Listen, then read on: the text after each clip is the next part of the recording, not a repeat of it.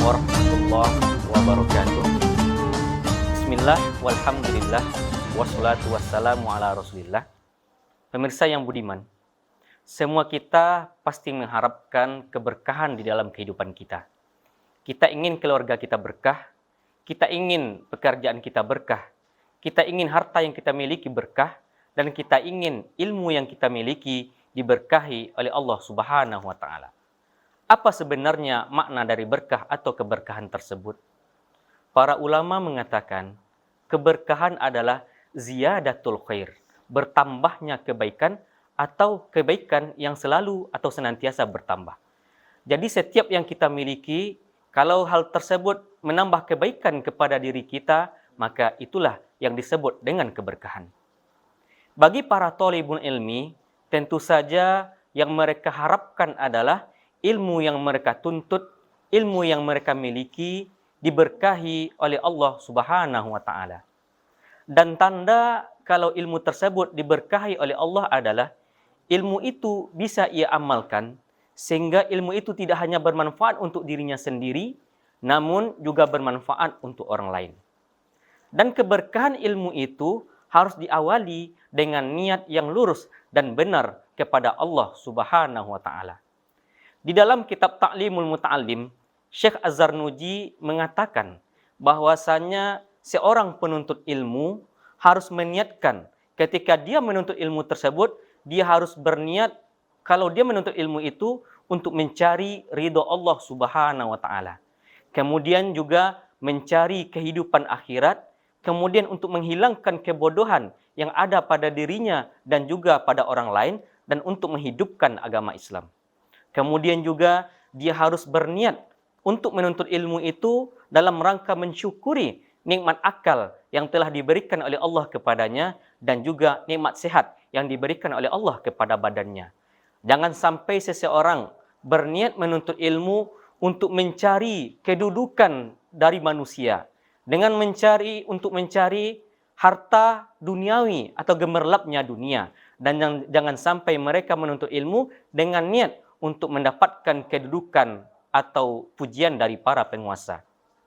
Kemudian tentu saja cara untuk mendapatkan keberkahan ilmu tersebut adalah dengan cara menghormati serta memuliakan para guru. Dalam satu bab khusus di dalam kitab Ta'limul Muta'allim ini, Syekh Az-Zarnuji mengatakan bahwasanya wa'lam anna talibal ilmi la yanalul ilma wa la yantafi'u bihi illa bita'zimil ilmi wa ahlihi wa ta'zimil ustadzi wa tauqirihi. Ketahuilah bahwasanya seorang penuntut ilmu tidak akan bisa mendapatkan ilmu dan tidak bisa bermanfaat ilmu tersebut untuk dirinya kecuali dengan menghormati ilmu tersebut, dengan menghormati ahli ilmu atau para ulama, dan juga mereka harus menghormati para guru dan juga mereka harus memuliakannya. Kemudian para ulama-ulama terdahulu, para sahabat dan para salafus soleh, mereka telah mengajarkan kepada kita bagaimana cara menghormati dan memuliakan guru. Bahkan sampai sekarang ilmu dari para salafus soleh itu masih bisa kita nikmati sampai sekarang. Mungkin ini merupakan keberkahan karena mereka begitu memuliakan dan juga menghormati para guru mereka.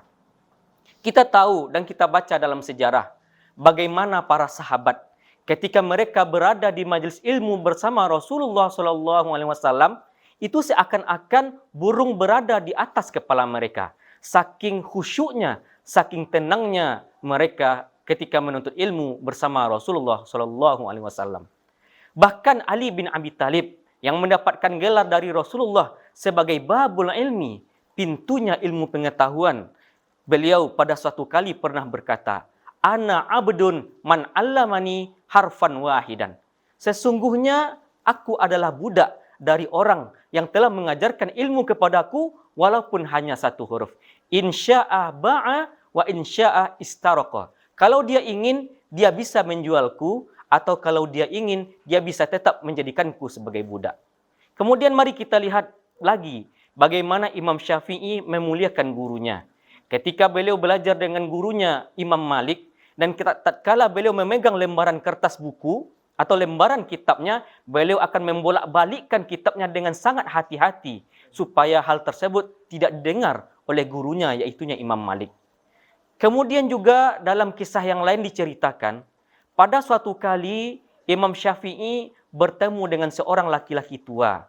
Kemudian Imam Syafi'i tiba-tiba menyalami tangan laki-laki tua tersebut, kemudian memeluknya dengan sangat hangat. Melihat hal itu, para muridnya bertanya kepada Imam Syafi'i, "Wahai guruku, siapakah beliau sehingga engkau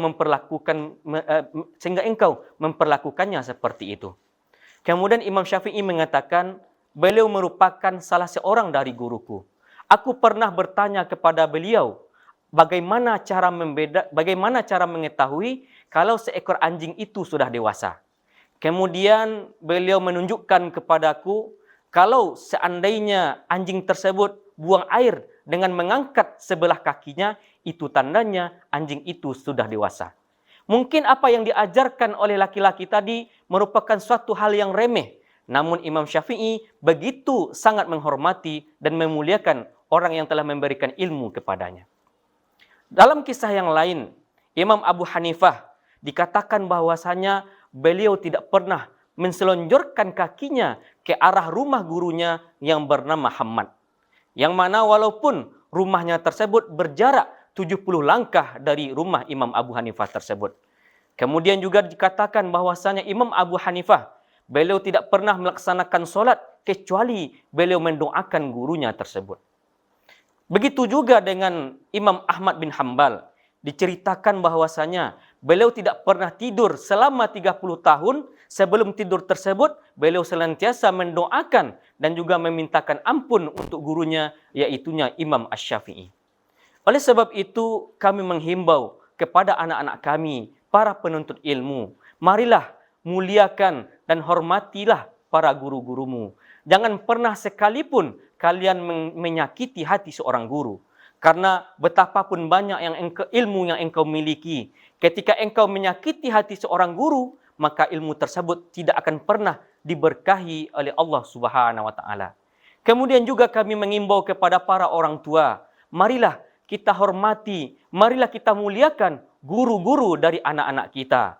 Mudah-mudahan dengan hal tersebut Allah Subhanahu wa taala memberikan kemudahan bagi anak-anak kita untuk mendapatkan ilmu dari guru-guru yang telah mereka miliki.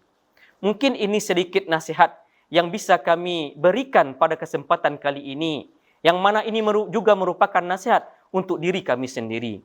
Kemudian kami akhiri dengan satu buah doa yang telah diajarkan oleh Syekh Abdul Fattah Abu Guddah.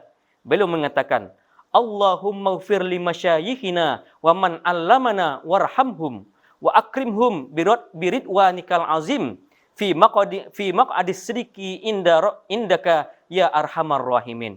Ya Allah, ampunilah dosa guru-guru kami yang telah mengajarkan ilmu kepada kami dan sayangilah mereka. Dan muliakanlah mereka dengan ridhamu di tempat yang engkau ridhoi, wahai Zat yang Maha Penyayang. Amin, amin, ya Rabbal Alamin. Assalamualaikum warahmatullahi wabarakatuh.